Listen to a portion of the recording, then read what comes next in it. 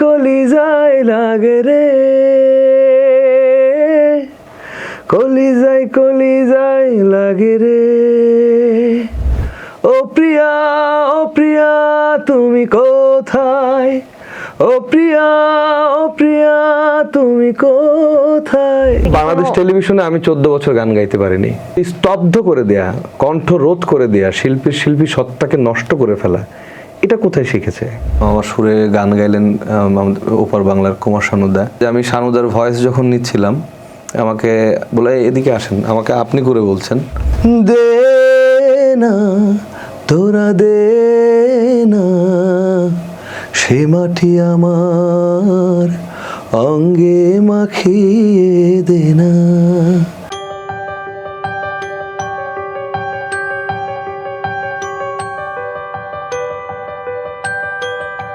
যে মাটির বুকে ঘুমিয়ে আছে।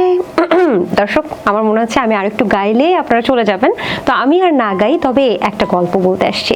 গল্পটা হচ্ছে 2006 সালে ক্লোজ আপ ওয়ানে যিনি ফার্স্ট রানার আপ ছিলেন, অর্থাৎ মহিন খান, আপনাদের সবার প্রিয়, তিনি কিন্তু এই গানটাকে বেশ দর্শকপ্রিয়তা পেয়েছিলেন।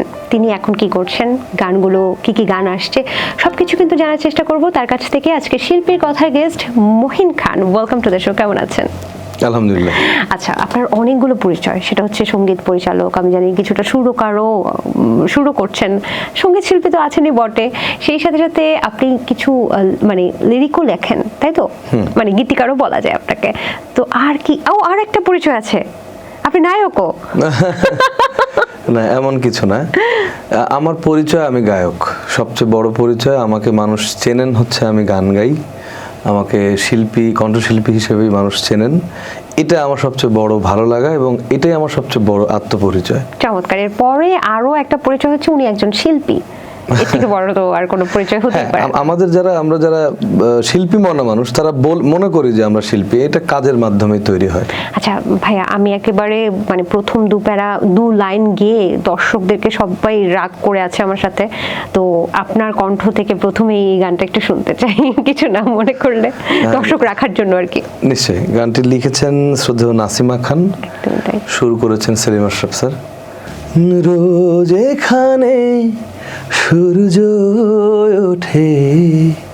কি চমৎকার না আপনারা যে এই যে অলংকারগুলো করেন, আমি জানি এটাকে অলংকার বলে, এই যে কাপে যে গলাটা, কি চমৎকার লাগে, শ্রুতি মধুর লাগে খুব। খুবই দারুণ। একটু জানতে চাই, মহিন খান আসলে কি খান?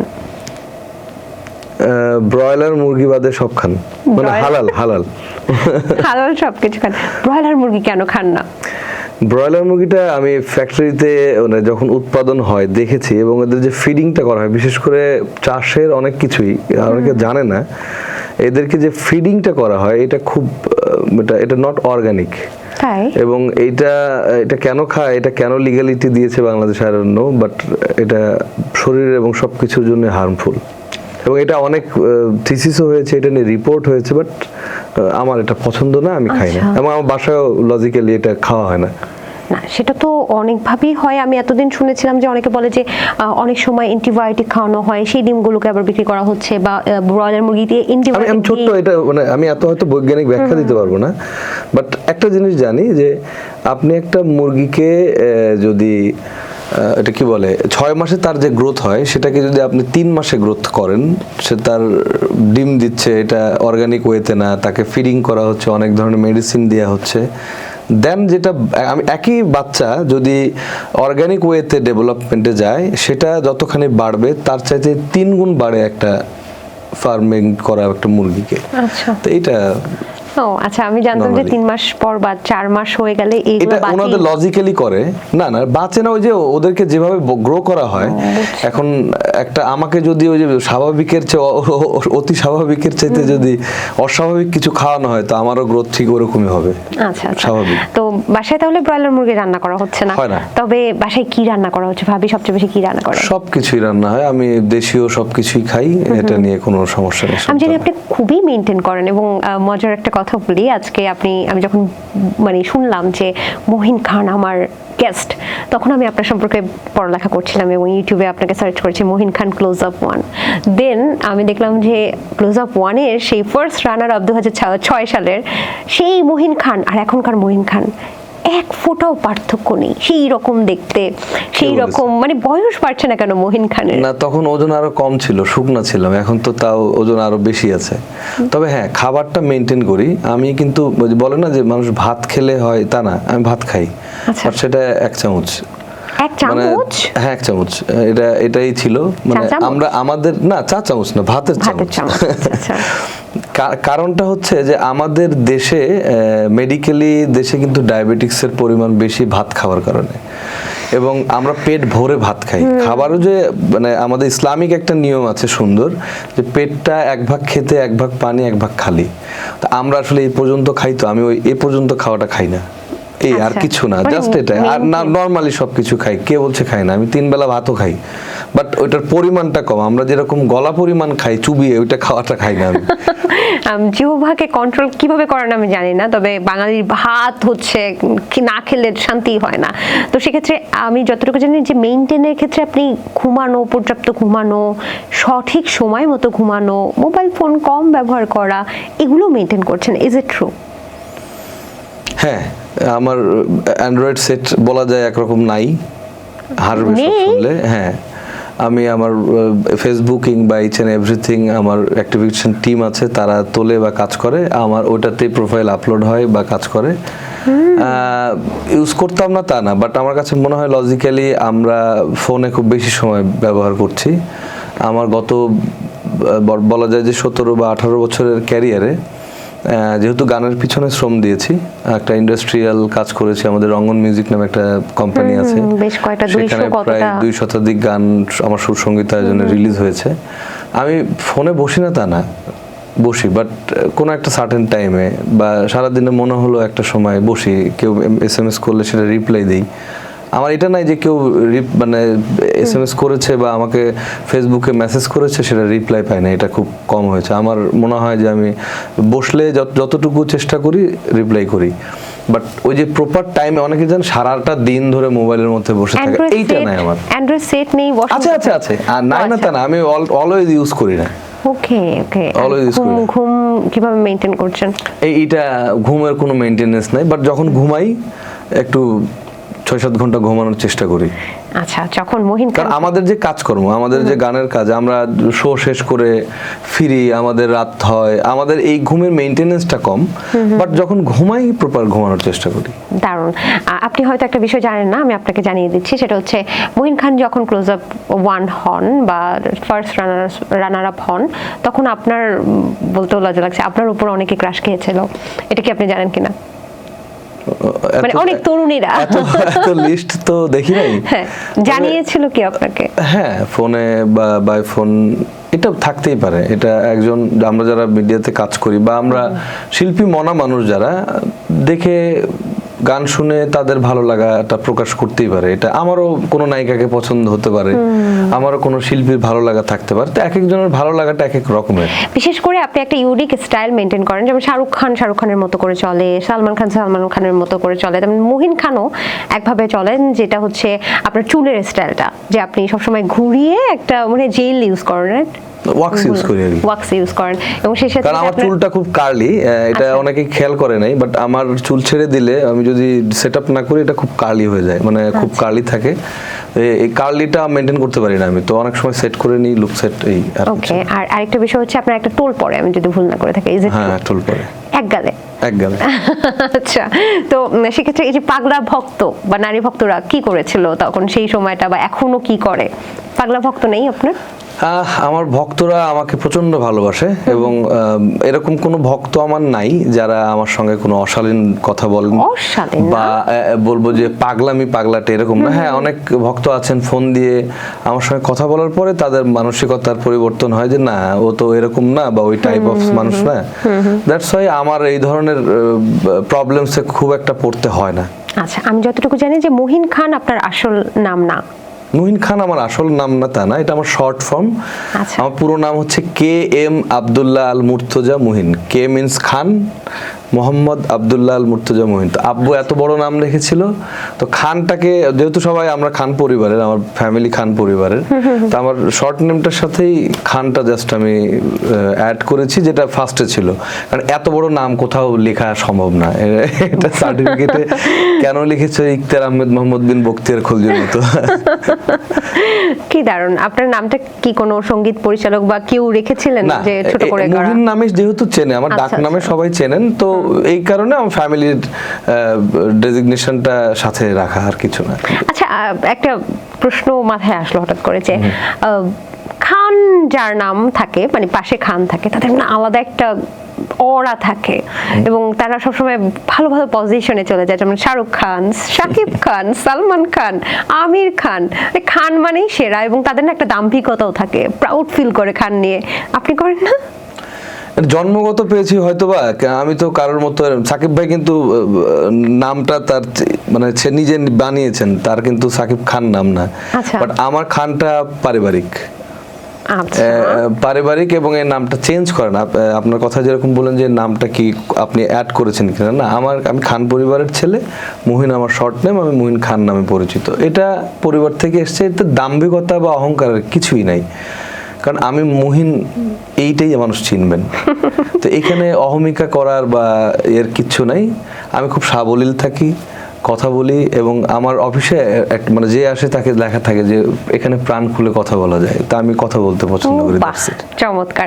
তারপরে হয় না যে এক একটা নামের মানে এই যে টাইটেলের কিন্তু এক একটা বৈশিষ্ট্য থাকে, যেমন চৌধুরী সম্ভবত, আমি জানি না, মানে এটা আসলে খানের এই কমন ডিক্লারেশনটা এসছে আসলে আমাদের ছোটবেলায় সিনেমা দেখে দেখে। আমরা যারা এই খান পরিবার, চৌধুরী পরিবার, এগুলো আসলে সিনেমাটিক, লজিক্যালি এটা আমাদের দেশেও খুব একটা খান টাইটেলের কোনো মিনিং আছে? না, বেসিক্যালি কোনো মিনিং নেই না। আচ্ছা আচ্ছা, বাহ, খুবই চমৎকার। আপনার বেড়ে ওঠা রাজশাহীতে, আমি যদি ভুল না করে থাকি। হ্যাঁ। রাজশাহীর ছেলে আপনি? আমি পাবনার ছেলে। পাবনার ছেলে? আমি পাবনার ছেলে। আমার দেশের বাড়ি পাবনা সাথিয়া উপজেলার পারগোপালপুর গ্রামে। আচ্ছা। বাট আব্বা চাকরি করতেন, পুলিশে সার্ভিস করতেন। তো আব্বার চাকরিটা রাজশাহী বিভাগের বগুড়া জেলা, রাজশাহী জেলা, বিভিন্ন জায়গায় কাজ করেছেন। তো আমার কিশোর বয়সটা বগুড়ায়, অনেকেই বগুড়ার ছেলে হিসেবে জানে। রাজশাহীতে আমার কলেজ, ইউনিভার্সিটি, যার কারণে আমার বেড়ে ওঠাটা ওখানেই। আব্বা দীর্ঘ সময় রাজশাহীতে অবস্থান করেছেন, প্রায় এটা বলা যায় 93 থেকে আব্বা আপনার 2006-এ রিটায়ার্ড হয়েছেন। তো এই পুরো সময়টা আমরা রাজশাহীতে, যেহেতু সরকারি জব করতেন, আমাদের লেখাপড়াটাও ওখানে। তো রাজশাহীতে আমাদের ছোটোখাটো একটা কুড়ে ঘরও আছে, সেখানে মা থাকেন, ছোট ভাইটা থাকেন, বোনটা থাকেন। আর বাবা আমাদের পাবনাতে, যেহেতু মানে সরকারি চাকরিজীবী, এটা জানা উচিত যে কেন সরকারি চাকরিজীবীরা কিন্তু নিজ জেলায় চাকরি করতে পারেন না, বিশেষ করে পুলিশ বা প্রশাসনে যারা চাকরি করেন। তো সেই ক্ষেত্রে আমার ঘটনাটা ঠিক তাই। প্রশাসনে আব্বু পুলিশ অফিসার ছিলেন। ও আচ্ছা। তো যার কারণে আব্বা মানে পারেননি তার নিজ জেলায় চাকরি করতে যেতে। তো আমাদের ওই বেড়ে ওঠাটা রাজশাহীতে, এবং আমার রাজশাহীতে হিউজ বন্ধু বান্ধব আছে। এবং আমি রাজশাহীতে, মানে রাজশাহী বিভাগ, পাবনা জেলারও তো রাজশাহী বিভাগের, রাজশাহী বিভাগের একটা জেলা। তো আমি মূলত হচ্ছে পাবনার ছেলে, বাট বেড়ে ওঠা রাজশাহীতে। মানে দুটোই বলা যায় তাহলে? বলা যায়। তাহলে তো দুটো। আমি বাংলাদেশের, এটা হচ্ছে সবচেয়ে অবশ্যই আপনি বাংলাদেশের একজন গর্ব, এটা তো বাংলাদেশী। নিঃসন্দেহে। আচ্ছা, যাই হোক, একটা বিষয় একটু জানতে চাচ্ছিলাম যে পুলিশ অফিসারের ছেলে হিসেবে ছোটবেলায় অনেক কড়া শাসনে বড় হননি? না, আমার বাবা খুব পোলাইট একজন মানুষ। দীর্ঘদিন আমাদের এলাকায় আফটার রিটায়ারমেন্ট সে চেয়ারম্যান ছিলেন, পলিটিক্যালি জড়িত ছিলেন। আমার এলাকায় কোনো মানুষ বলতে পারবে না যে উনি খুব জোরে কথা বলেন। তারা সবাই তো আর একরকম না, তবে কিছু শক্ত অবস্থান ছিল, ডিসিপ্লিন মেনটেনেন্স ছিল তার। মানে আমরা চুল বড় রাখতে পারতাম না ছোটবেলায়। আমি এক্স ক্যারেট ছিলাম, কাজ করেছি। তো চুল বড় রাখাটা আব্বা পছন্দ করতেন না, যেহেতু প্রশাসনের কাজ করতেন। এটা আর্মি বা প্রশাসনের ছেলে মেয়েরা যারা আছে, অনেক বাবা মার ফ্যামিলিতে এরকম আছে স্ট্রিক্টলি।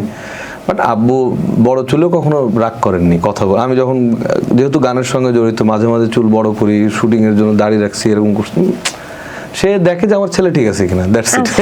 এই মুহূর্তে যে ক্লিন শেপ, অনেকদিন কিন্তু এই লুকটা নিয়ে আপনি চলছেন, তো ক্লিন শেপ রাখার পেছনেও কি যে বাবার কড়া শাসন এরকম কিছু আছে নাকি? না, আমি মাঝে আমাদের কাজের জন্য আমি খোঁচা খোঁচা দাড়ি রাখি, যখন যেটা মনে হয় যে আমরা নাটকের কাজ করলাম, যখন সিনেমার কাজ করলাম, যখন ক্যারেক্টার্সের কারণে যেটা প্রয়োজন হয় সেটা তো করেছি। আর এমনিতে অ্যাজ ইউজুয়াল আমি এরকম। আচ্ছা আচ্ছা, দারুণ দারুণ। একটু জানতে চাই যে যেহেতু বেড়ে ওঠা হচ্ছে রাজশাহীতে বেশ অনেক বছর আপনি কাটিয়েছেন, নিশ্চয়ই ওখানকার বন্ধু বান্ধব বললেনই তো আছে, তাই না? তো এটা খুবই মজার একটা প্রশ্ন যে রাজশাহীর মানুষ যারা রাজশাহীর ওই সারাউন্ডিংসে থাকে তারা একটু গোলগাল হয়, এটা কি আম বেশি খাওয়ার কারণে? কি জানি, আম তো ছোটবেলা থেকে এখনো খায় আম। ঢাকা শহরের মানুষ কি কম আম খায় নাকি জানি না, কিন্তু রাজশাহী থেকেই তো আনায় এখন। অবশ্য নওগাঁ একটু প্রতিযোগিতা করছে। রাজশাহীর মানুষজন আম খায়, কিন্তু তারা আম বেশি ব্যবসায়ী। আমের সিজনে এমন কোনো মানুষ পাওয়া যাবে না রাজশাহীতে যে আমের ব্যবসা না করে। না, আমের ব্যবসা না, সবার তো আর গাছ নেই, যাদের ব্যবসা আছে তারা ব্যবসা করেন। তবে স্বাভাবিকই আম খান, আমি তো ওইভাবে কখনো দেখি নাই যে আমার রাজশাহী বাড়ি বলে বন্ধু বান্ধব, রাজশাহীর বন্ধু বান্ধব আম খায় বেশি, এরকম না। আচ্ছা, আপনি কিশোর বয়সে কখনো আমের বিজনেস করেন নাই?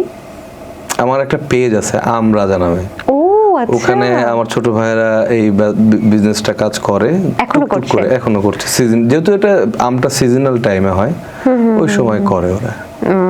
আচ্ছা, তো এটা আপনি আমার সাথে একমত না যে রাজশাহীর মানুষ গোলগাল হয় দেখতে? না না না, গোলগাল সব এলাকার। তাহলে তো তারা জাপান বা চীনের মানুষজন কি হবে?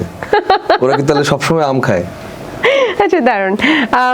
রাজশাহীর মানুষ কেমন বা পাবনার মানুষ কেমন, কোনটা বলতে চান? আপনি তো পাবনায় খুব বেশি দিন ছিলেন না, আমি পাবনাতে ছিলাম, এখনো থাকি, নিয়মিতই থাকি। আচ্ছা, তো আব্বু যে বললাম যে দীর্ঘ 11 বছর চেয়ারম্যানই করেছেন ওখানে। আচ্ছা, পাবনার মানুষ কেমন আসলে ব্র্যান্ডিং করেন? পাবনার মানুষ অনেক উদার মনের এবং অনেক ভালো। আমি কখনো বলতে শুনিনি যে পাবনার মানুষজন একটু অন্যরকম বা আলাদা কিছু। পাবনার মানুষ খুব আতিথ্যপরায়ণ এবং খুব ফ্রেন্ডলি রিলেশনই রাখে সবার সাথে। অনেকে বলে, মানে এটা কথা প্রসঙ্গে বলছি, যে পাবনার মানুষ কি পাগল কিনা। মানে পাবনার মানুষ আসলে পাগল না, পাবনার পাগল সারা হয়, এটা ভুল কথা। এটা আমি আজকে বললাম, পাবনাতে পাগলা গারদ আছে, ওখানে পাগল সারা হয় সারা বাংলাদেশে। পাবনাতে কেন পাগলা গারদ? এইটাই কারণ যে ওইখানেই মানুষজন ট্রিটমেন্ট দিচ্ছে এবং ওই এলাকাটাতে হিউজ, এটা সত্য কথা হচ্ছে, হিউজ একটা সময় অনেক বড় একটা এরিয়া নিয়ে এই এশিয়া মহাদেশের একটা ভালো মানসিক হাসপাতাল, এবং যেখানে, এবং সবচেয়ে মজার ঘটনা, পাবনা পাগলা গারদে কিন্তু পাবনার পাগল নাই। ট্রু। আপনি কি করে জানলেন? আমি ভিজিটে গিয়েছি, দেখে এসেছি। ও আচ্ছা আচ্ছা, তাহলে সারা বাংলাদেশের মানুষকে সুস্থ করার জন্য পাবনার, সারা বাংলাদেশ না শুধু, এটা এশিয়া মহাদেশের সবচেয়ে বড় একটা মানসিক হাসপাতাল। এবং এটাকে এই হয়তো মানুষ গসিপিং করে পাগলামি বা কথা বলে, বাট এটা তো আসলে জন্মগত। এই বিষয়টা তো আমরা হয়তো দুষ্টুমি করি অনেক সময়, যে পাবনা পাগল, এটা আমিও দুষ্টুমি করছিলাম, বাট অরিজিনালি সত্য কথা তো আল্লাহ পাক তো জন্মের ভার নিয়েছেন, এবং আফটার জন্মের পরে কারোর যদি মেন্টালি ডিসঅর্ডার হয়, সেটা তো এটা আল্লাহ প্রদত্তই হয়েছে। অনেকের ডিপ্রেশন থেকেও হয়, হতে পারে, এবং সেটা একটা ভালো জায়গায় চিকিৎসা হচ্ছে, এটাই সবচেয়ে বড় জিনিস। একদমই, এটা মানে আপনাদের প্রাউড ফিল করা উচিত যে ডেফিনেটলি এখানে আমাদের সবারই প্রাউড ফিল করা উচিত ইনফ্যাক্ট, যেহেতু এশিয়া মহাদেশে। তবে একটা বিষয় শুনেছিলেন যে পাবনার মানুষ অনেক বেশি রকচটা হয়, মানে খুব রাগী হয় আর খুবই বোকা হয়। এখন বোকা মানুষ নাকি বেশি রাগী হয়, এটা কি আপনি একমত কিনা আমার সাথে? এই কথাগুলো এক একজন মানুষের এক এক রকমের। তবে রাগী বিষয়টা তো ব্যক্তিগত, কে রাগী। আমি রাগী, মানে রেগে গেলে মাথা ঠিক থাকে না, এটাও ঠিক। ভাঙচুর করেন? না, এরকম খুব কম। আমার রাগ হলে আমি বাসা থেকে বেরিয়ে যাই। এরকম আছে বাসায় যে আমি বের হয়ে আমি অফিসে গিয়ে কাজ করছি, কাজের মধ্যে থাকি, মানে কাজ পাগল আর কি। আচ্ছা আচ্ছা আচ্ছা, বেশ ভালো। এখন যদি শুনি যে রাজশাহীর মানে কোন ভাষায় আপনি কথা বলতে পারেন, রাজশাহী নাকি পাবনা?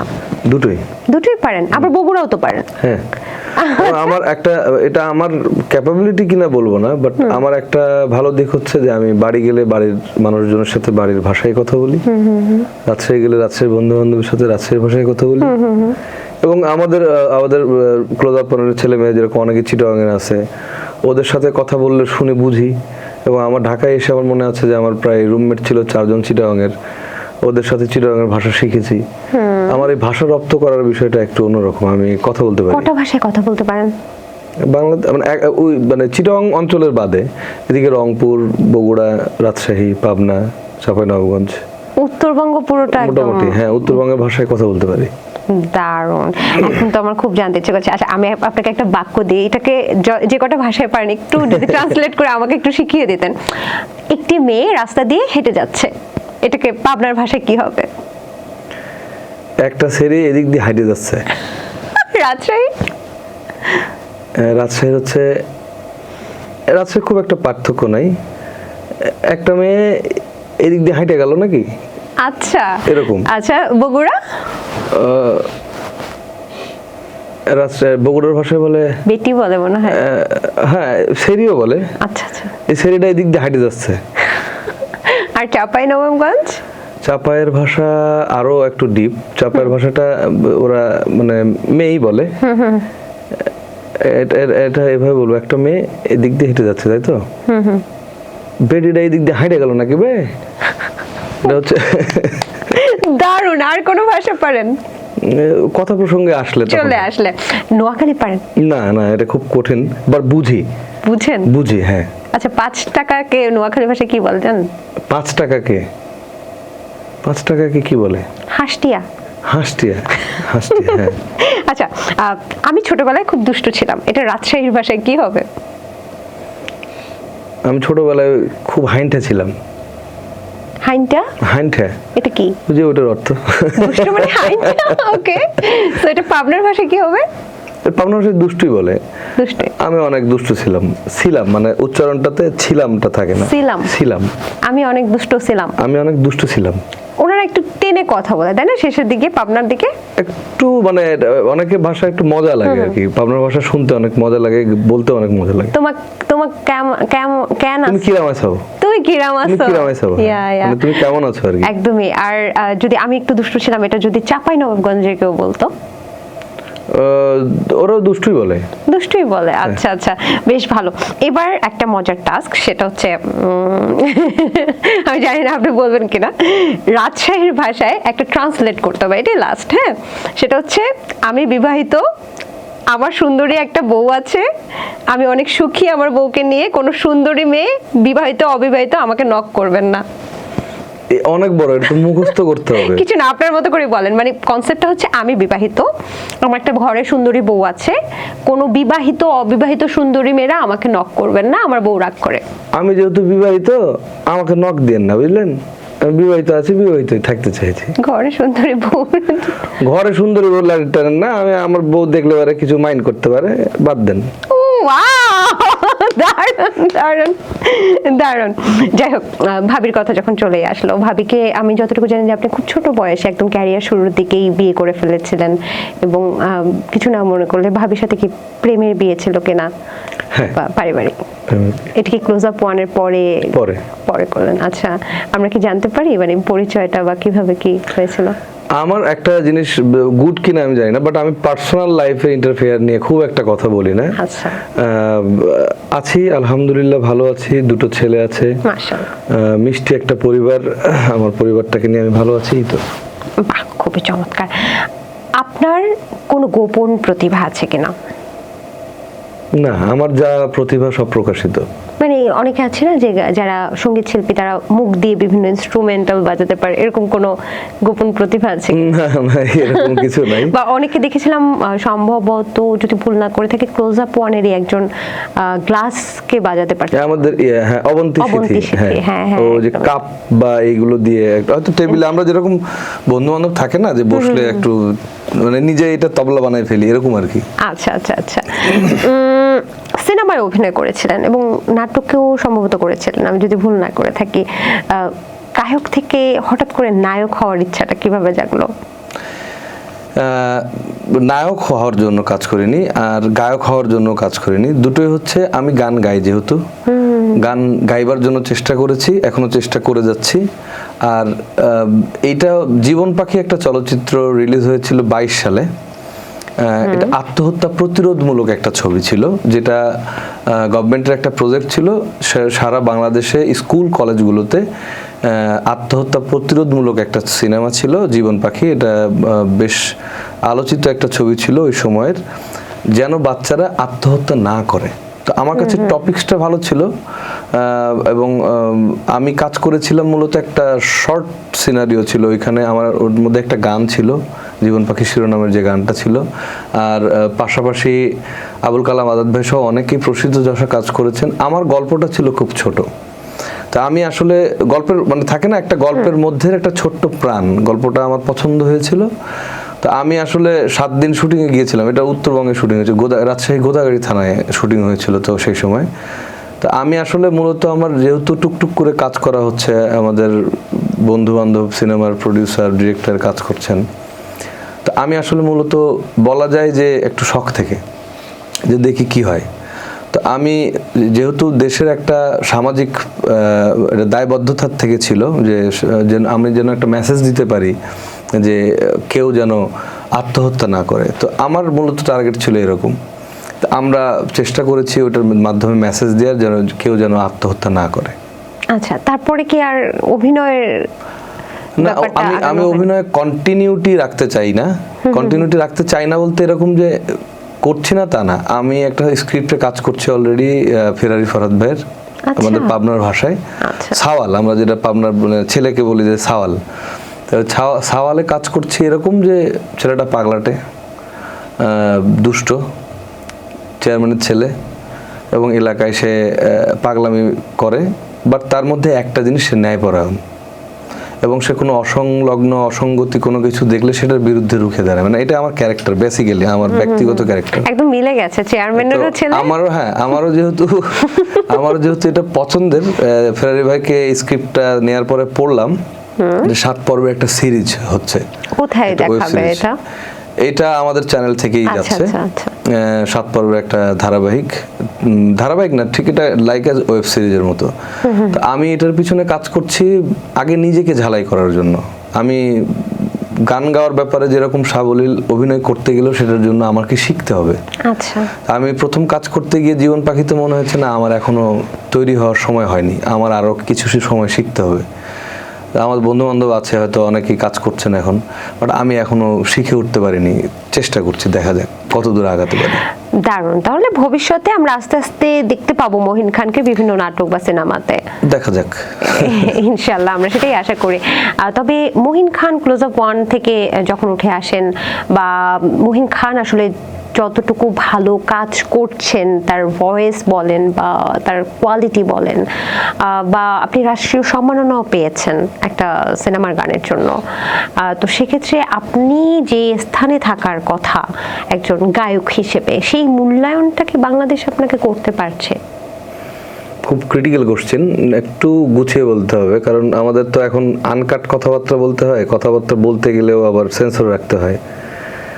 16 বছর বা 17 বছর হলো বিগত গভর্নমেন্টের আমলে একটা প্রবলেম হয়েছে যে শিল্পীদেরকে দলীয়করণ করা।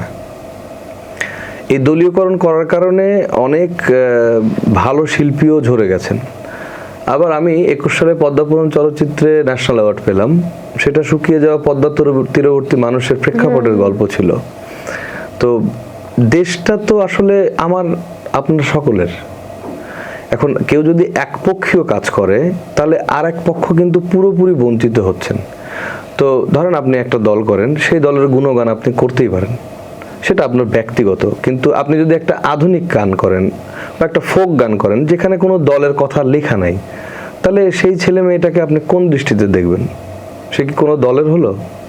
তো এই দলের প্রেক্ষাপটের প্রশ্নটা থেকে যায়, এবং কালের বিবর্তনে আমাদের 71 পরবর্তী আমরা দেখেছি যে এই ধরনের ঘটনা অনেক ঘটেছে। তো এরকম ঘটনা ঘটার প্রবণতাটা তৈরি করেছেন হয়তো বা একপক্ষীয় মানুষ, এবং হয়তো তারই শিকার কিছুটা ছিলাম। আবার অনেকে বলেন যে আপনি তো সেই আমলে ন্যাশনাল অ্যাওয়ার্ড পেয়েছেন। হ্যাঁ, ন্যাশনাল অ্যাওয়ার্ড পেয়েছি কাদের ক্ষেত্রে? সম্মান তো দেওয়ার মালিক আল্লাহ, আপনি না। কেউ কাউকে সম্মান দেন, সম্মানটা আল্লাহ প্রদত্ত। কেউ যদি বলে যে তারা দিয়েছেন, তাহলে তারা আল্লাহর সঙ্গে নাফরমানি করলো বা সৃষ্টিকর্তার সঙ্গে নাফরমানি করলো। তো তো আমি আমার কর্মের ফল পেয়েছি। আমার 16 বছর আমি মানে চোখ বন্ধ করে মিউজিক ডিরেকশনের কাজ করেছি। আমাকে এই স্টেজে যেতে দেয়নি, তাতে কি হয়েছে? কারা যেতে দেয়নি?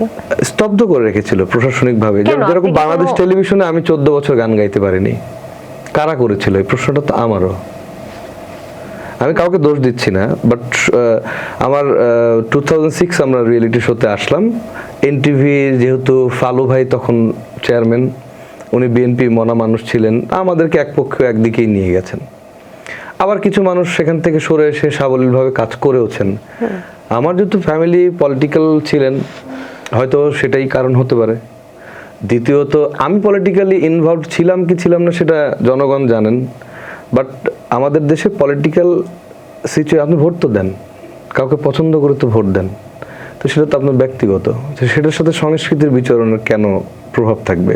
হ্যাঁ, ওই যে বললাম, আপনি দলের প্রশংসা করেছেন, ঠিক আছে, আপনি এখন ওই দলের প্রশংসা করেন না, বাধা থাকতে পারে, কিন্তু স্তব্ধ করে দেয়া, কণ্ঠ রোধ করে দেয়া, শিল্পী সত্তাকে নষ্ট করে ফেলা, এটা কোথায় শিখেছে?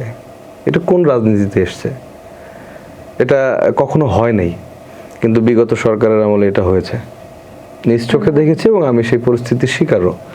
এবং আমি আফটার 2021 মানে 22 সালে যখন ন্যাশনাল অ্যাওয়ার্ড দেওয়া হলো, তারপরেও আমি বিটিভিতে সরাসরি বিটিভি ডিজি এবং তখন অনুষ্ঠান প্রধান যিনি ছিলেন তাদেরকে নাম মেনশন করে লিখেছি যে এখন তো বাধা নাই। আমি কেন বলছি যে যখন 22 সালে ন্যাশনাল অ্যাওয়ার্ড দেওয়া হলো, তাহলে 24 সাল পর্যন্ত আমি ধরলাম 2 বছরে আমি অনেক লেখালেখি করেছি যে এখন তো বাধা নাই, তাহলে কারা করছে এটা? তাহলে এটা বোঝাই গেল ক্লিয়ার যে তারা কারা করেছেন। আপনি কি সরাসরি কথা বলতে গিয়েছিলেন কখনো? আমি বিগত সরকার প্রধানকে চিঠিও পাঠিয়েছি যে এই ধরনের বাধ্যবাধকতা থেকে শিল্পীদেরকে যেন মুক্ত রাখা হয়।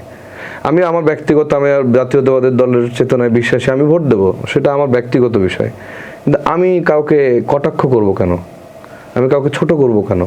আমি আমার শিল্পী সংস্কৃতির বিচারকে কেন স্তব্ধ করব? এটার রাইটস কার আছে?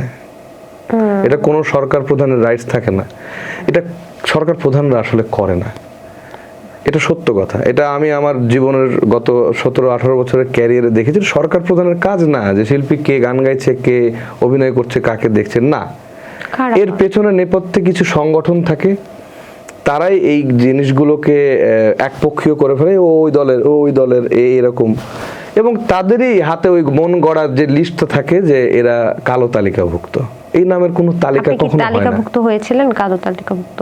কালো তালিকা বলে কোনো তালিকা নাই, এটা মানুষের মুখে বানানো একটা তালিকা। কোথায় আছে দেখাতে পারবেন কোথাও? আচ্ছা, আমি যতটুকু জানি যে আপনি তো বলেননি যে আপনি একটা চেতনায় বিশ্বাসী, এবং বর্তমানে আপনি অ্যাক্টিভিস্ট বললেও কিন্তু ভুল হবে না। আপনার সোশ্যাল মিডিয়া আমি দেখলাম যে আপনি সবকিছু নিয়ে কথা বলতে খুব বেশি পছন্দ করেন, বা সোশ্যাল অ্যাক্টিভিস্ট।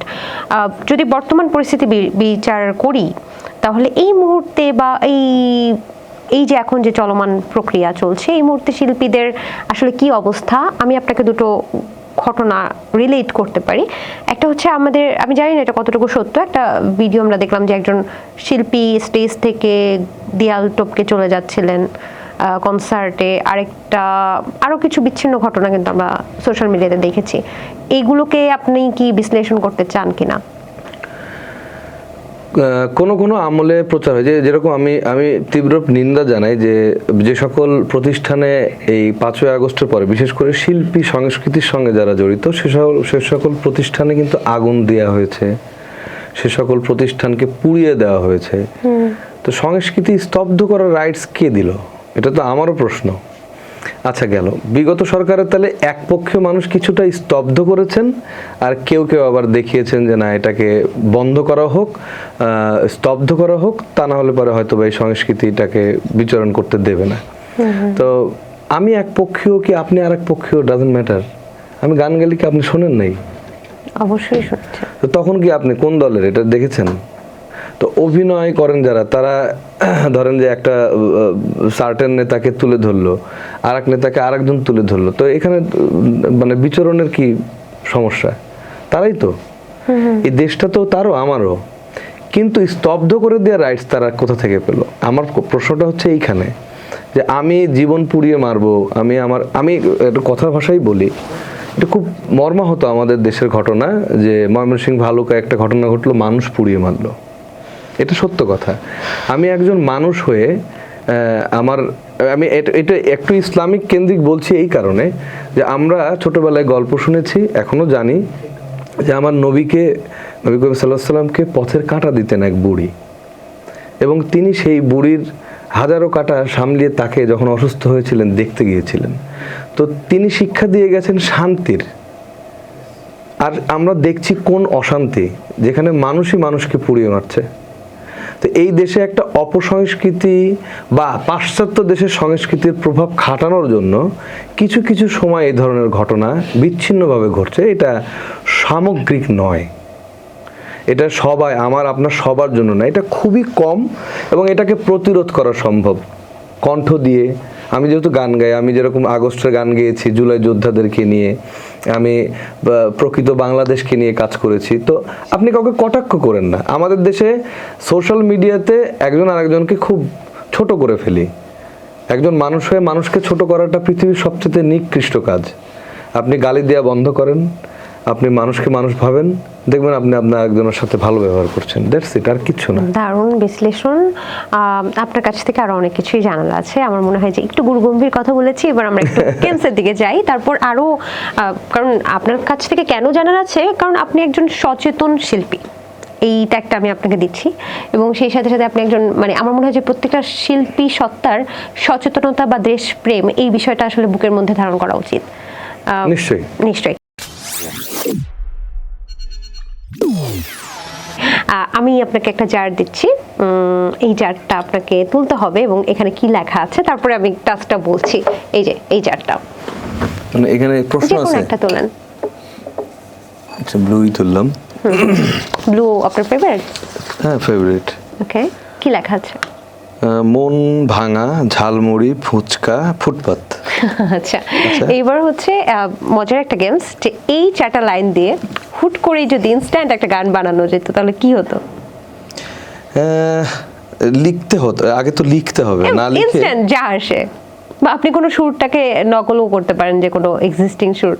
এইটা খুব যেরকম একজন আসলে গানটা এরকম হতে পারে, কেন তোমার মন ভাঙা, চলো খাই ফুচকা, ঝালমুড়ি, ফুটপাত দিয়ে হাঁটি। এই তো। Oh wow! You're so much talented. Oh my god! মানে আমি এটা কখনো বিশ্বাস করতে পারিনি যে আপনি এটা পারবেন। আরেকটা আরো আছে। জি জি।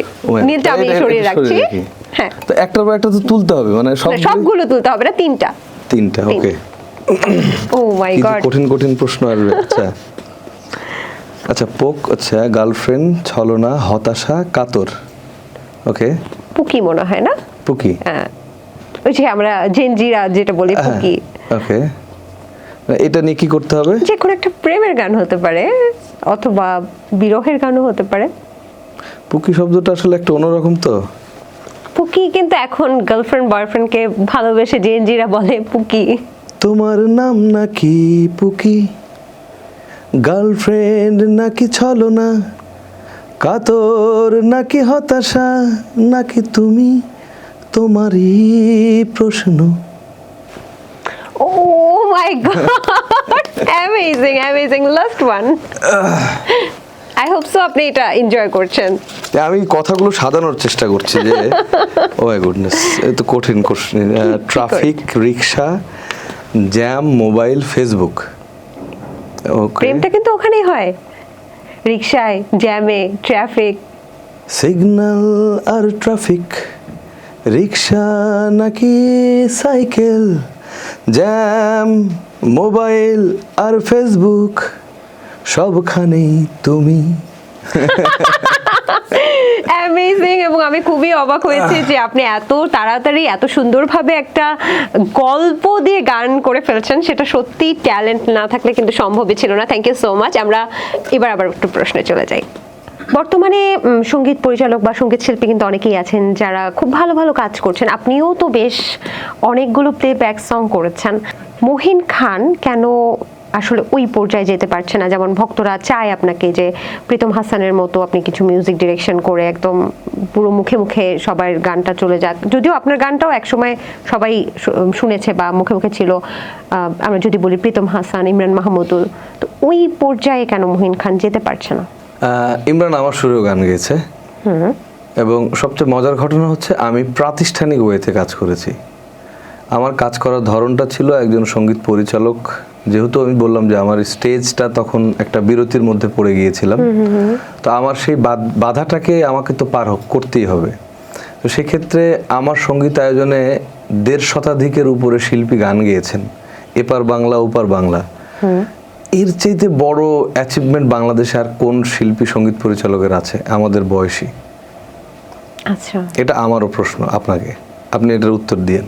দ্বিতীয়ত হচ্ছে আমি কে কি করলো এটা নিয়ে সমালোচনা করিনি, এবং আমি আমার ক্যারিয়ার লাইফে কে পিক টাইমে গেল, কে ভাইরাল হলো, আই ডোন্ট কেয়ার। কারণ এটা মানুষের মুখের কথা। মানুষ কিন্তু একবারই তার টপ জায়গায় যায়। কথার কথা যে আপনি নাম বলছিলেন না, সালমান খান, শাহরুখ খান, ওরা কিন্তু একবারই মানুষের জায়গায় পিক গেছে, তারপরে কিন্তু মানুষের ওই জায়গাতে আর বারবার নিয়ে যেতে হয়। পেছনে ফিরে তাকাতে হয়। তো একজন ইমরান, একজন প্রীতম একবারই তাদের মাথায় গেছেন, একজন মহিনও তাদের মাথায় ওইভাবে আছেন। হ্যাঁ, আমি যেটা করি নাই সেটা হচ্ছে এই গ্যাপটার কথা বলি, যে ইমরানরা সলো নিজেদের গান রিলিজ করে গেছেন, আর আমি আমার সমসাময়িক সব ছেলে মেয়েদেরকে নিয়ে একসাথে এগিয়েছি। এবং রঙ্গন মিউজিক নামে একটা কোম্পানি আছে, যেখান থেকে আমার সুরসঙ্গীত আয়োজনে প্রায় 2 শতাধিক গান রিলিজ হয়েছে।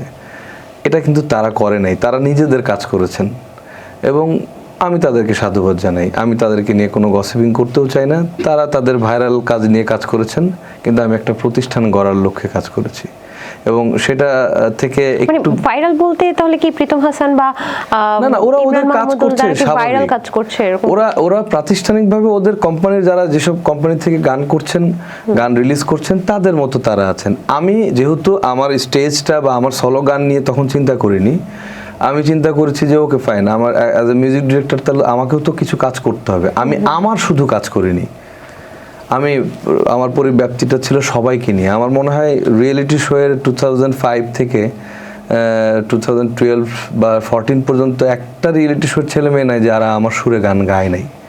তো এটা একটা বিশাল অ্যাচিভমেন্ট আমার জন্য। তো ভাইরাল হওয়া ক্ষণিকের, আমি না ওই যে থাকে না একজন আইডল থাকে, আমার আইডল যেরকম সৈয়দ আব্দুল হাদী স্যার, আমি তেমন হতে চাই। মানে থাকে না, আমি সুবীর নন্দী স্যারের মতো হতে চাই। কেন হতে চাই? এই মানুষগুলোর গান, এই মানুষগুলোর ভালো লাগা, এই মানুষগুলোর ভালোবাসা সারা জনমের বেঁচে থাকে, এবং আমি চাই যে সবাই এরকম হোক। বাট হ্যাঁ, এক একজনের জায়গায় এক এক রকম, কেউ কারোর জায়গায় আসতে পারে না। এই কথাটার ক্ষেত্রে আমি একমত না আপনার সাথে, যে কে কার জায়গায় কি হয়ে গেল, না, ডাজন্ট ম্যাটার। যে যার জায়গার অবস্থানেই থাকে, কেউ কারোর জায়গা কখনো নিতে পারে না। মহিন খান মানেই হচ্ছে খুব রোমান্টিক গান, খুব নরম সুরের, যেগুলো একদম শুনলে মানে অবসর সময় শুনলে যেটা হলো প্রাণ জুড়ায়, এই ধরনের গানগুলো মহিন খানের কণ্ঠে খুব ভালো লাগে। মহিন খানও ওগুলোই বেছে নেয় একটু। আমি কি ঠিক বলেছি? না, আমার অনেক ধরনের গান অনেকে হয়তো বা শুনেছেন, অনেকে শোনেও নাই। আচ্ছা, কিছু ক্রিটিক্যাল গান করেছি, কিছু থাকে না যে নিজের সুরের মধ্যে থাকা কিছু গান, হয়তো রক প্যাটার্নের গান করেছি, আধুনিক গান তো থাকছেই, মেলোডি সংগুলো করি বেশি। আমার মানে বলতে পারেন যে আমি মেলোডি সংটার পিছনে একটু বেশি শ্রম দিয়েছি। কারণ আসলে কি, দিন শেষে মানুষ যত ঝগড়াই করুক না কেন, ভালোবাসাটাকেই খোঁজে। আমার অভিমানটা থাকলেও গান নিয়ে আমার অভিমান নেই, কারণ আমি ভালোবাসার গান বেশি করেছি। আচ্ছা, কখনো র‍্যাপ সং করেছেন? না, ওরকম কাজ করিনি। তবে হ্যাঁ, আমার গানের মাঝখানে কিছু কাজ ছিল যেগুলো হয়তো করতে হয়েছে মিউজিক্যালি, বাট র‍্যাপ জায়গাগুলো যারা র‍্যাপ করে তাদেরকে দিয়ে করেছি। আচ্ছা আচ্ছা আচ্ছা, আপনার জীবনের সবচেয়ে টাফেস্ট মুহূর্ত কোনটা? অলওয়েজ, আজকেও টাফ, যে কথা বলছি এটা টাফ, কারণ কথা বলা খুব কঠিন জিনিস। আপনি কথা বলতে ভালোবাসেন? হ্যাঁ, অলওয়েজ টাফ। মানে এভরিডে আমার কাছে মনে হয় যে আমার নতুন কিছু শিখতে হবে, এবং টাফ বলে কিছু নাই। আমার জীবন যত দিনের, মৃত্যুর আগ পর্যন্ত আমাকে কাজ করতে হবে, এবং এভরিডে আমার কাছে টাফ মনে হয়। আমার মায়ের সোনার নোলক হারিয়ে গেল কোথা, এবং নিশিতা বড়ুয়া নোলক, ওনারাও কিন্তু ক্লোজ আপ 1 থেকে এসেছেন, এবং আমরা ভেবেছিলাম যে অনেক দিন বা অনেক বছর হয়তোবা আমরা তাদের গান শুনবো, কিন্তু এখন হয়তোবা আমরা তাদেরকে খুঁজে পাচ্ছি না। নিশিতা বড়ুয়া বলেন বা নোলক, তারা আসলে কোথায় হারিয়ে গেলেন? আমি যতটুকু জানি নোলক নিয়মিত কাজ করছে, আর নিশিতা দেশের বাইরে থাকে, ফিনল্যান্ডে থাকে, ওর হাজবেন্ড সহ ফ্যামিলি সহ ওখানে থাকে। দ্যাটস আসলে ও হয়তো কাজ করতে পারে না, বাট এইটা সত্য না যে হারিয়ে যাচ্ছে। হারিয়ে যাওয়ার বিষয়টা কিন্তু যার যার ব্যক্তিগত। এখন কথার কথা বলতে গেলে হয়তো অনেক বড় কথা হবে। আমাদের রুনা লায়লা ম্যাম কয়টা শো করেন, কয়টা গান গাইছেন? কিন্তু হারিয়ে যাওয়ার এই কথাটা মানুষ যখন বলে, তখন আমি তাদেরকে এই প্রশ্নটা করি, কিভাবে হারায় যায়? আমি তো জানি না। বলতে পারে যে তার কাজের পরিধিটা কম কেন, কাজগুলো আলোচনায় করছে না আসছে কেন। না, এখন একজন কতবার আলোচনায় আসে, একজন কতবার আলোচনায় আসতে চান। যেমন আপনি যদি বলেন যে সালমা কিন্তু এখনো কাজ করছে, আপনাদের ক্লোজ আপ ওয়ান থেকেই কিন্তু এসেছেন বা আমরা তার কাজগুলো দেখতে পাচ্ছি, কিন্তু নোলক ভাই বলেন আমাদের খুবই প্রিয়, নিশিতা বড়ুয়া খুবই প্রিয় নোলক ভাই, তাদের কাজগুলো কিন্তু আমরা এখন একটু কমই দেখতে পাচ্ছি। আপনি যাই বলেন, এখন হয়ে গেছে কি যে আগে যেরকম কোম্পানিতে মানুষ গান রিলিজ করতো, এখন বেশিরভাগ আর্টিস্টরাই তাদের নিজস্ব প্রোফাইল থেকে গানগুলো রিলিজ করে। যার চ্যানেলটা যত ভারী, যে যত গান দিতে পারছে, তার চ্যানেলটাতে তত সাবস্ক্রাইবার বাড়ছে, আস্তে আস্তে তার পরিব্যাপ্তি হচ্ছে। তো এইখানে কিন্তু টেকনিক্যাল একটা ইস্যু আছে, টেকনিক্যাল ইস্যু আছে। এইটা কি সবার শেখার প্রয়োজন? সবাই কিন্তু জানে না। তো এইটা শিখতেও কিন্তু, টেকনোলজির সঙ্গে চলতেও কিন্তু একজন শিল্পীর অনেকটা সময় লেগেছে। আমার কাজ তো মার্কেটিং করা না, আমি গান মিউজিক করলাম, আমার প্রোডিউসার আমাকে গান দিল, প্রোডিউসারই কাজ হচ্ছে সেটার মার্কেটিং করা। ওইটার ব্র্যান্ডিং করতে গিয়ে যদি তাদের কোনো প্রবলেমস থাকে, আমি তো দেখছি নিয়মিত তারা কাজ করছেন। যেরকম সালমার কথা বললেন, নোলকের কথা বললেন, ওরা তো কাজ করছে নিয়মিত। হয়তো এক একজন এক একটা ক্যাটাগরিতে কাজ করছে, হয়তো যার ক্যাটাগরিটা রিচ করছে সে হয়তো মনে করছে যে তার গানটা বেশি যাচ্ছে। কেউ হয়তো কথার কথা, কেউ হয়তো 5,000 সাবস্ক্রাইবার নিয়ে চ্যানেলে কাজ করছে, কেউ 5 লাখ সাবস্ক্রাইবার নিয়ে চ্যানেলে কাজ করছে। তো যার সাবস্ক্রাইবারের কাছে রিচ বেশি, তার গানটা বেশি রিচ হচ্ছে। আগে তো এটা ছিল না, আগে রেডিও বা টেলিভিশন মাধ্যম ছিল যেখানে গান গাইতো শিল্পীরা এবং সেই গানটাকেই মানুষ শুনতো। এখন তো যে যার ঘরে চ্যানেল, স্টুডিও আছে। এবং আমার কাছে মনে হয় হারিয়ে যাওয়ার প্রবণতাটা তার ব্যক্তিগত।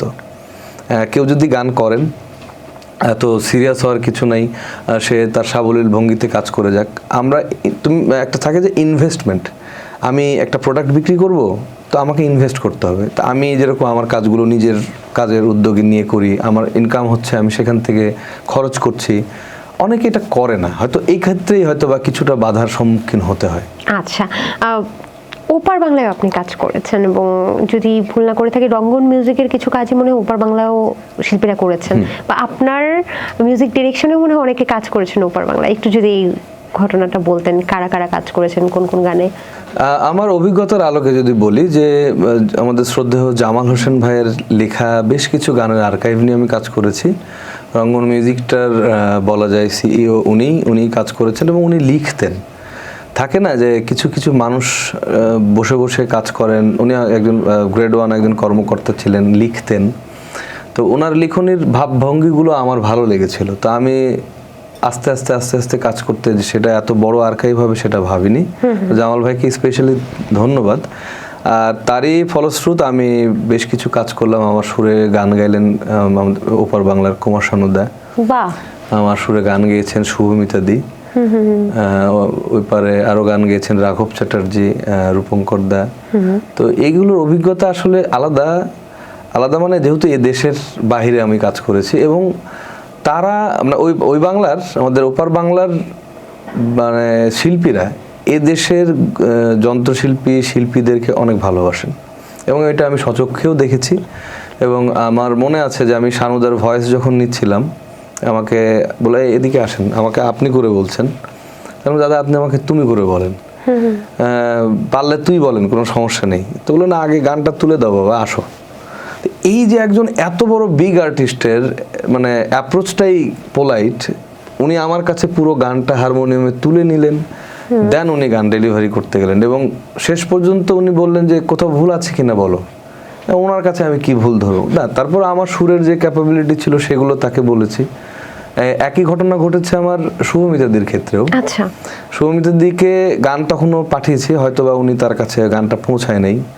তা তা আমি এরকম রেকর্ডিংয়ে যাব ইন্ডিয়াতে, তো উনি বলছে না আমি এরকম গান গাইবো না। উনি কোনো একজন আর্টিস্টকে নিয়ে বাংলাদেশে খুব কষ্ট পেয়েছিলেন, তার একটা ডুয়েট গান সলো গান গাইয়ে নিয়ে এসেছিল এখানে, এটা ডুয়েট হয়েছিল এবং সেটা বেশ ভাইরাল হয়েছিল গানটা, এর সম্ভবত এক জীবন গানটা। এটা আপার দিদি উনি এটা নিজের মুখে বলেছিলেন, এটা উনি সলো গেয়েছিলেন, এখানে আসার পর এটা ডুয়েট হয়েছিল। মানে উনি জানতেন না, উনি এটা জানতেন না। তো উনি তখন বললেন যে আমাকে, আমি আসলে দাদা গান গাইতে চাই না, কারণ আপনাদের দেশে গানকে দুর্ব্যবহার করা হয় কিছু কিছু সময়, যে একা গান গাইয়ে নিয়ে গেলেন ওখানে গিয়ে ডুয়েট বানিয়ে ফেললেন, বিষয়টা এরকম কেন হলো? ওনার সাথে কি প্রোডাকশন হাউস যোগাযোগ করেছিল? হতে পারে, এটা দিদির মুখে শোনা ছিল, এটা আমি জানি না, এটা যেহেতু আমি এর নেপথ্যে কাজ করি না, আমি জানিও এক জীবন তো বেশ বলা যায় যে সোশ্যাল মিডিয়াতে, আমি ওটা নিয়ে কথা বলতে চাচ্ছি না, যেটা হয়তো ওনার ব্যক্তিগত অভিমত ছিল। তো আমি গান পাঠালাম, গানটাকে নেগলেক্ট করলেন, নেগলেক্ট করে মানে উনি গানটার সিনই করেন নাই। তো এরকম আমি রাঘবদার সঙ্গে এর মধ্যে কথা হলো, রাঘবদার ভয়েস নিব, রাঘবদা বললো ঠিক আছে অমুক দিন আসো, আমি তোমার সুরের কাজ করব। তো ওকে ফাইন, আমিও গেলাম। তো ওই প্রতি মুহূর্তে সৌমিতাদির মানে হাজবেন্ডের নাম হচ্ছে পার্থদা, উনিও খুব গুণী মিউজিশিয়ান। তো দাদা ফোন দিয়ে বললেন যে কাল সকালে দিদি আপনার দিদি গানটা শুনছিলেন, তো উনি গানটা গাইতে চান। তো দিদি মনে হয় পরদিন, উনি সকালে ওঠেন খুব 7:30টার দিকে, আমাকে ফোন দিলেন হোয়াটসঅ্যাপে যে দাদা ভাই আমি শুভমিতা বলছি। আমি দিদি আমি আপনার নাম্বার সেভ করে রেখেছি, বলেন। তো বললো যে আমি আপনার গানটা শুনেছি, আপনি শুনলাম যে কলকাতায় এসছেন, আমি গানটা গাইতে চাই। তো প্রথমে গানটা মানে যার মাধ্যমে আমরা গিয়েছিলাম তিনি বলেছিলেন যে উনি বাংলাদেশের গান গাইবেন না। তো আমি ওনাকে জিজ্ঞেস, আমার যে কথা বলার ইয়ে থাকে, আমি যেরকম বলি দিদি কেন, কারণটা কি? তো উনি তখন বলেছিলেন। তো আমার অভিজ্ঞতাটা দিদির সঙ্গে অনেক ভালো ছিল, এবং থাকে না একজন মিউজিক ডিরেক্টর হিসেবে এক্সপেকটেশন, দিদি পরিপূর্ণ একটা এক্সপেকটেশন দিয়েছিলেন যে আমার গানগুলো খুব সুন্দরভাবে গান গেয়েছিলেন। ঠিক সেম রাঘবদার, রূপঙ্করদাও খুব ফ্রেন্ডলি ছিলেন। এবং আমাদের দেশে আমি বলবো যে আমি যেমন সৈয়দ আব্দুল হাজি স্যারের গান মানে আমার সুরে গান গেয়েছেন, তো সেক্ষেত্রে আমি যদি বলি আমাদের দেশের এবং ও দেশের শিল্পীদের মধ্যে একটা পার্থক্য নেই, সেটা হচ্ছে ভালোবাসার। এবং দুজন আমরা এই বাংলার শিল্পী ও বাংলার শিল্পীকে যথেষ্ট সম্মান করি, এবং একজন আরেকজনের গান কিন্তু ভালোবাসি। হয়তোবা সংস্কৃতির আদান প্রদানটা কম, আমরা যেরকম দেখি যে ও বাংলার শিল্পীরা এই দেশে এসে খুব গান গান, বাট আমাদের দেশের শিল্পীরা ওই দেশে গিয়ে খুব কম কাজ করেন। এটা হয়তো ওদের হতে পারে। যে কোনো বড় কাজ করতে হলেই তো আমরা বিদেশি শিল্পীদেরকে নিয়ে আসি, মনে করে যে তাহলে একটু ভালো বেটার কিছু হবে। ঠিক তা না, আমার কাছে যেটা ব্যক্তিগত অভিমত, ন্যাশনাল থেকে ইন্টারন্যাশনালি মিউজিক যদি কেউ করতে চায়, তাহলে সারা ওয়ার্ল্ড ওয়াইড মিউজিক করতে গেলে তো বাংলাদেশের মিউজিককে ইন্টারন্যাশনালি প্রোভাইড করতে গেলে দেশের শিল্পীদেরকে করতে হবে। তো এদেশের অর্গানাইজারদেরকেও স্ট্রং হতে হবে, যেন বিদেশি শিল্পীরা যারা এই দেশে আসেন সেখানে সমান আনুপাতিক হারে সমন্বয় করে সমান সাউন্ড দিয়ে, যেটা হয় না, মানে আমরা সেম সাউন্ডে কাজ করতে পারি না, সেম অ্যাক্টিভেশন থাকে না, হয়তো ওনারা বেশি বেনিফিটেড হন, আমাদের দেশের শিল্পীরা খুব মানে অলাভজনক পরিস্থিতি নিয়ে দেশে কাজ করেন। তো এই সমন্বয়টা একটু সমতায় আসলে, লেভেল প্লেইং ফিল্ড হলে পরে ভালো। আচ্ছা, আরেকটা সমন্বয়হীনতার কথা আমি শুনেছি, আমি জানি না এটা কতটুকু সত্য, সেটা হচ্ছে ছেলেদের তুলনায় মেয়েরা নাকি বেশি কনসার্ট পায় বা আউটডোর যে বলা যায় যে লাইভ ব্যান্ড শো গুলো পায়, এটা কি সত্যি? না, ভুল। গ্ল্যামার নাকি দরকার হয় এখন কনসার্ট করতে হলে? এটা কিছু কিছু ক্ষেত্রে হয়তো বা হতে পারে, বাট সাবলীল ক্ষেত্রে এটা হয় না, কারণ আমরা তো চ্যানেলগুলোতে এগুলো দেখি না, এগুলো গসিপিং দেখি আমরা লোকালি বা বিভিন্ন জায়গায়, এগুলো হয়তো লোকালি কিছু ইনসিডেন্ট থাকে, এর বাইরে কিছু না। কেউ কি কখনো আপনাকে বলেছে যে আপনি টনি ড্যান্সের মতো দেখতে? হ্যাঁ, আমার ছোট চাচা বলতেন, এবং সবচেয়ে মজার ঘটনা যে আমি করোনার সময় আমাদের একটা গান করেছিলাম, সেই গানের কবিতা পাঠের জন্য আমি ইউএসএ ফোন করলাম টনি ড্যান্স ভাইরে, এবং তিনি আমার সেই ওই গানটার পার্টে যে কবিতাটা ছিল সেটা উনি পড়ে শুনিয়েছিলেন। আচ্ছা, মানে আমার সঙ্গে তার কাজ হয়েছে। তখন ছবি তোলার সময় বলেননি আপনি যে ভাইয়া মানুষ তো আমাকে বলে যে আমি টনি ড্যান্সের মতো দেখতে পারি? ভাইয়া দেশে আসলে দেখা হয়নি, বাট ফোনেই কথা হয়, এখন পর্যন্ত তার সঙ্গে আমার সরাসরি দেখা হয়নি। খুবই চমৎকার। আচ্ছা, এবারে একটা মজার গেম। আমি এখানে একটা জার রেখেছি, Okay. এর ভেতরে কিছু কাগজ আছে। ফার্স্ট আপনি তুলবেন, তারপরে কয়টা আমাকে কাগজ দেবেন। তুলতে হবে? তিনটা। ওকে, কি যে আছে আল্লাহই জানে। আমিও কিন্তু জানি না দর্শক। আচ্ছা, আমার হাতে দেন, আমি একটু দেখি এখানে কি আছে। এটা হবে না, এটা লিরিক খুব বাজে ভাই। এটাকে বাংলায় বলতে হবে। ইস, আমি একটু লিরিকটা কি দেখতে পারি কিনা প্লিজ? এটা তো খুব কঠিন।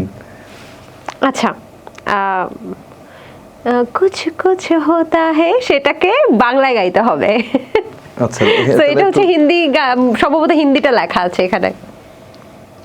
আমার খুব ফেভারিট একটা গান, তুম পাসে আয়ে, আমি গেয়ে ফেলতেছি মনে হচ্ছে।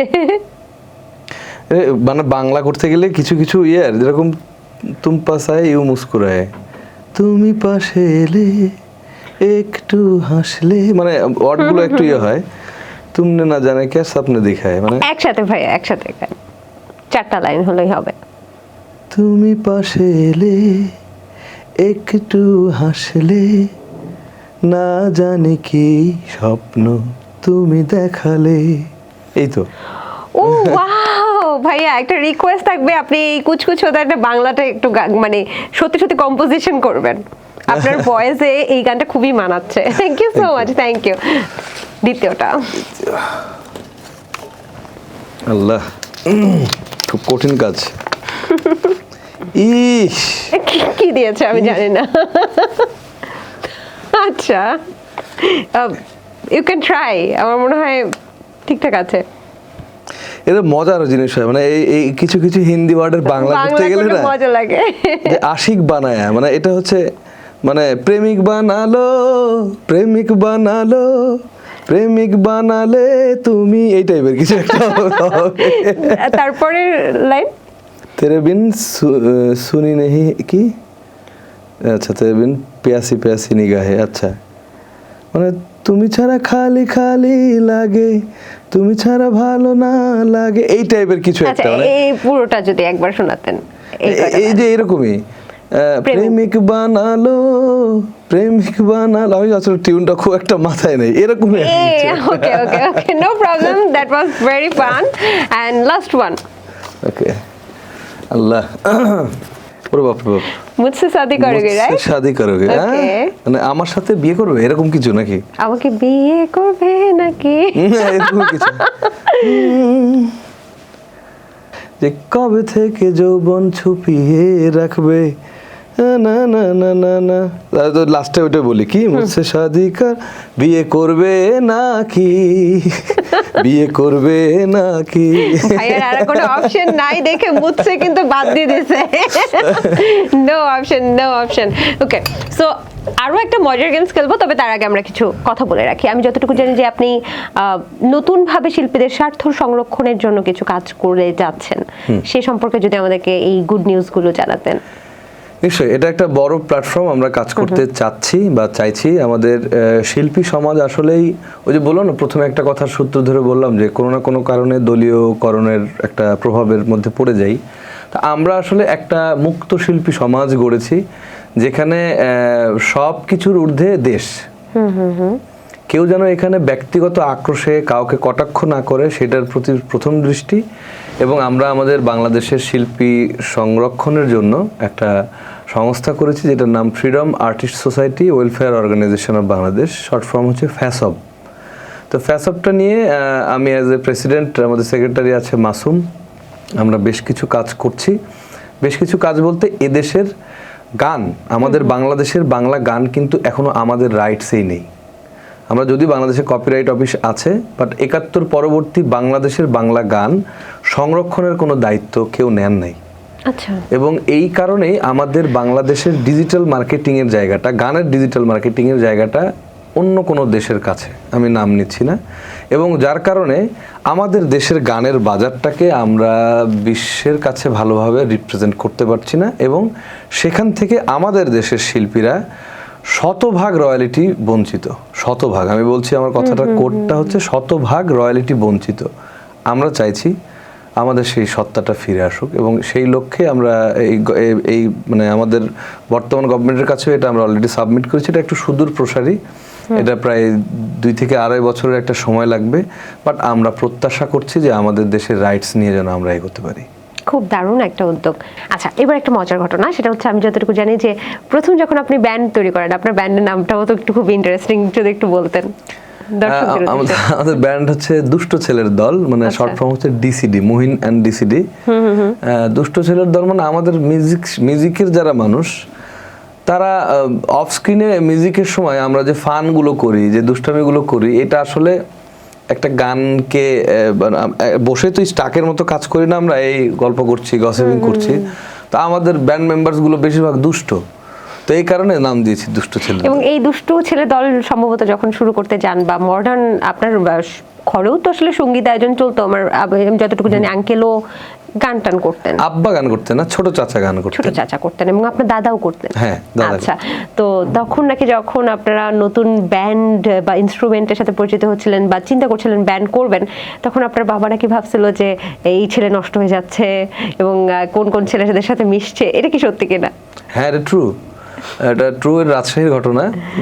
আব্বা তখন রাজশাহীতে সার্ভিস করতেন, দেখলো যে আমরা একটা ব্যান্ড ফর্ম করেছি। তখন আমাদের রাজশাহীতে ব্যান্ড ছিল ওয়েভস ব্যান্ড। এটা মানে মানে এটা অনেক আগের, প্রায় 2000 সালের দিকের ঘটনা। তখনও তো ক্লোজ আপ মনে আসেনি। 2001 এর দিকের ঘটনা। আমরা যাবো এরকম যে আব্বু একটা প্রোগ্রাম আছে, আমরা গান করছি, এসে ও ব্যান্ড করো। তো একটা এখনো আমাদের দেশে একটা নেগেটিভ সেন্স আছে যে ব্যান্ডের ছেলে মেয়েরা হয়তো বকে গেছে বা এরকম কিছু একটা।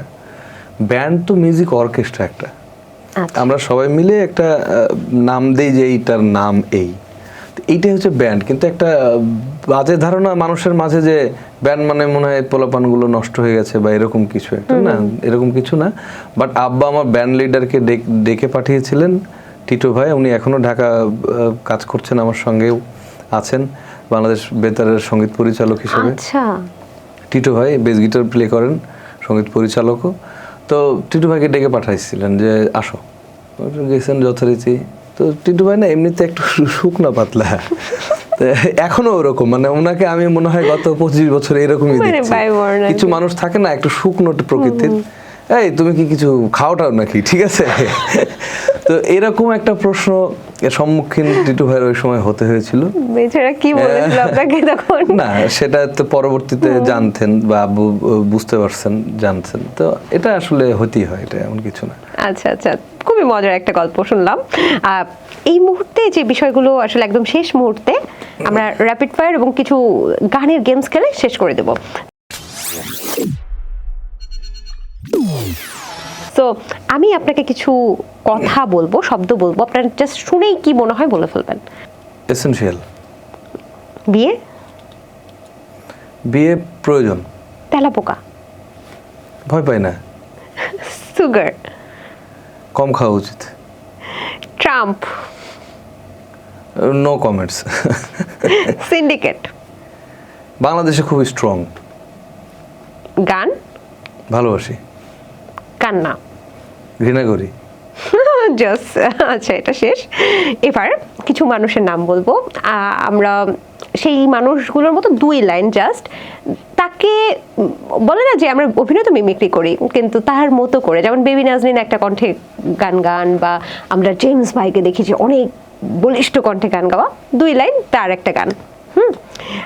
প্রথমেই হচ্ছে আরিফিন রুমি, তার মতো করে যে কোনো একটা গান। তার মতো করে গাইতে পারবো না, তাকে নিয়ে বলতে পারি। তার কারো গান নিয়ে ফুট করে কোনো ইয়েটা মিমিক্রি করাটা আমারও পছন্দ না। আচ্ছা আচ্ছা। রুমি আমার খুব ভালো বন্ধু এবং ও খুব ভালো একজন সঙ্গীত পরিচালক। ওর সঙ্গে আমাদের ফ্যামিলি ইন্টারাকশনটাও খুব ভালো। আচ্ছা। এবং ও বাংলাদেশের খুব ভালো একজন মিউজিক কম্পোজার। বেবি নাজনীন। বেবি নাজনীন আপা আমাদের দেশের একজন প্রসিদ্ধ শিল্পী, দেশ বরেণ্য শিল্পী, এবং আপা অনেকদিন বিগত প্রায় 15-16 বছরে দেশে গান করতে পারেননি। চাইবো যে আপু আরো ভালো ভালো গান আমাদেরকে উপহার দিক। আচ্ছা, বেবি নাজনীনের যে কোনো গান কি 2 লাইন শুনতে পারি আমরা? ওর অনেক অনেক গান আছে, তার মধ্যে উনি লেটেস্ট যেটা গায় এখনো ছেলে মেয়ে গান, যে আমার ঘুম ভাঙাইয়া গেল রে মরার কোকিল, এটা প্রথম কিন্তু বেবি আপা গিয়েছিল। এবং আমরা অনেক বছর জানতাম, মানে আমাদের জেনারেশন জানতাম যে মমতাজের এই গানটা। আচ্ছা, মমতাজ সম্পর্কে কিছু বলতে চান? No comments. হাসান, সঙ্গীত শিল্পী হাসান। হাসান ভাই খুব ভালো মনের একজন মানুষ।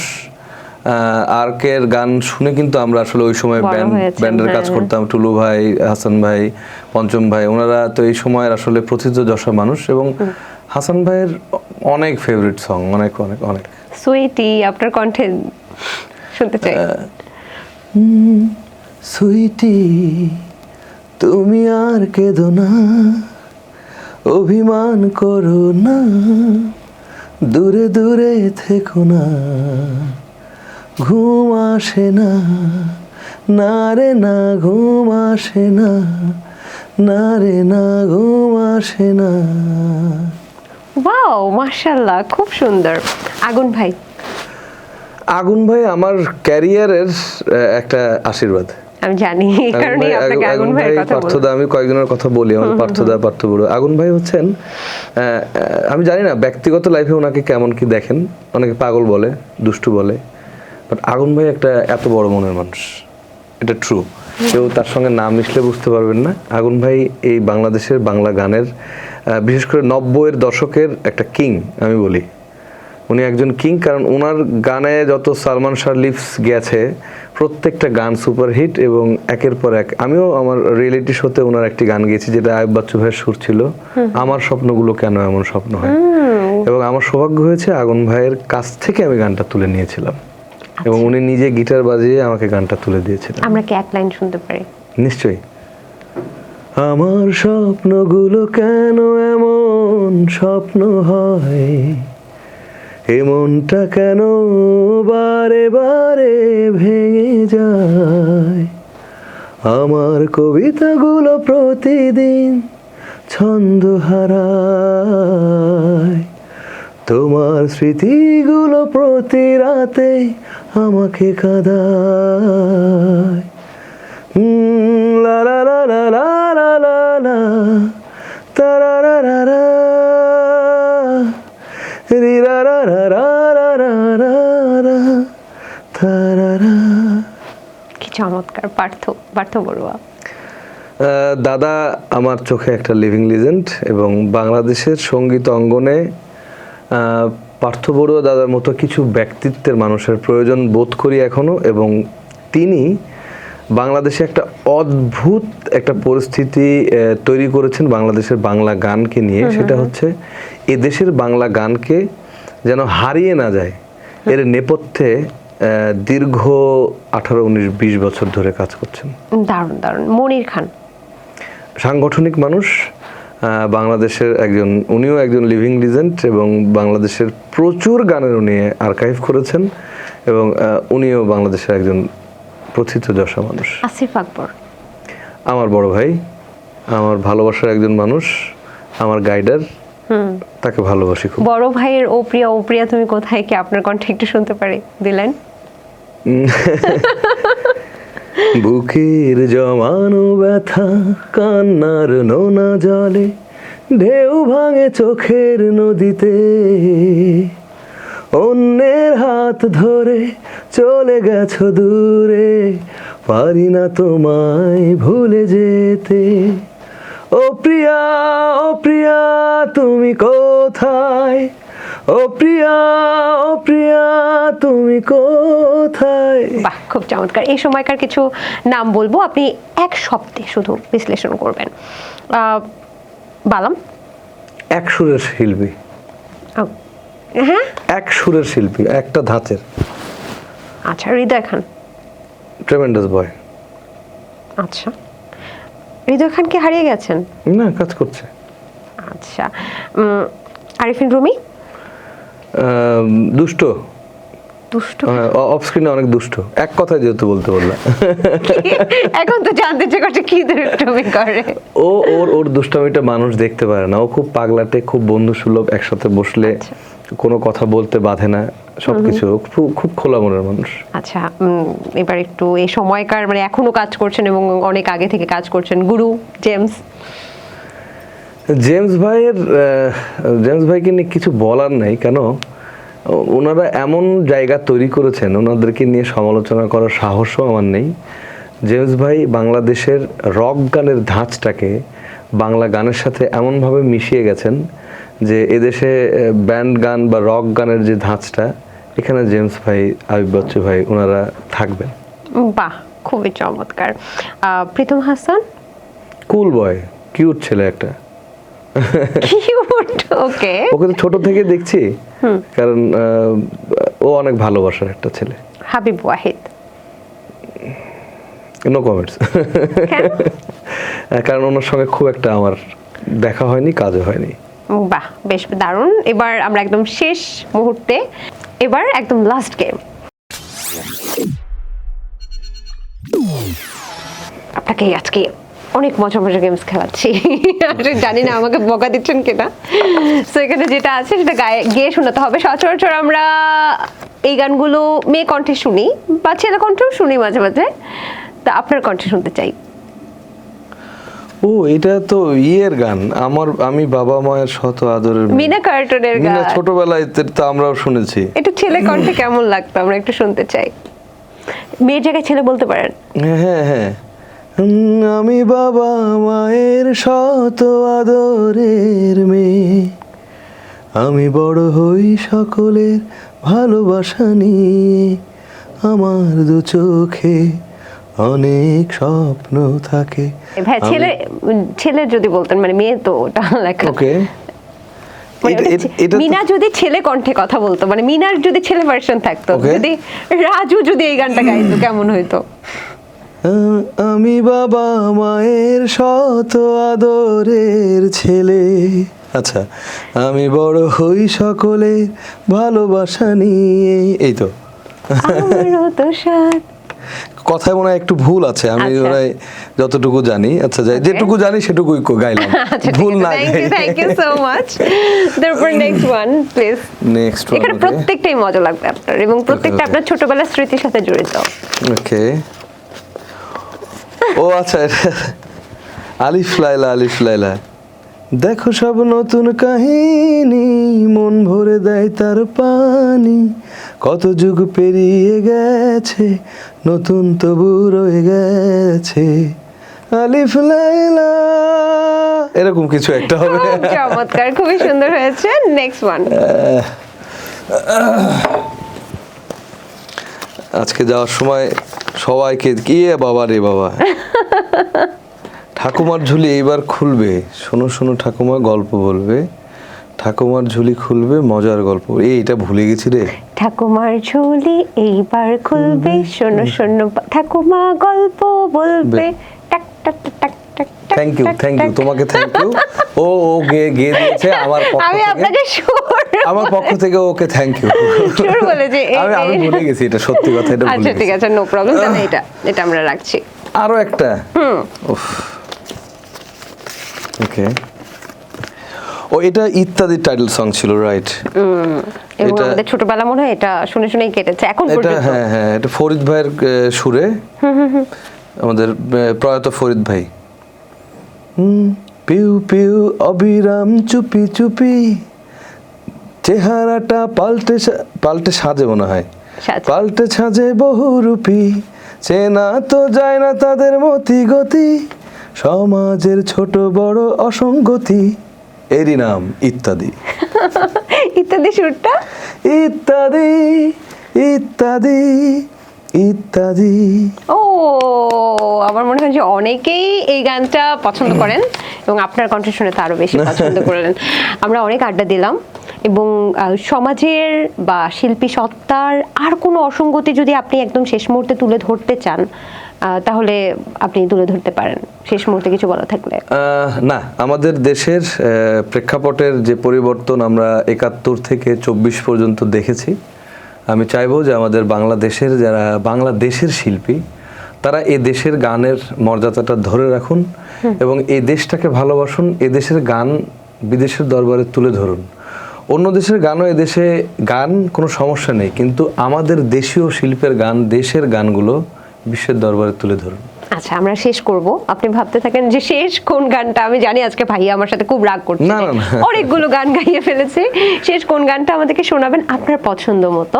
ততক্ষণ আমি দর্শকের কাছ থেকে নিশ্চয়ই, একটু বিদায় নিয়ে আসি। দর্শক, এই ছিল শিল্পীর কথার আজকের আয়োজন। আশা করছি পুরো আয়োজন অনেক বেশি ভালো লেগেছে, কারণ আমাদের সাথে ছিলেন আপনাদের সবার পছন্দের মহিন খান, সঙ্গীত শিল্পী, সঙ্গীত পরিচালক।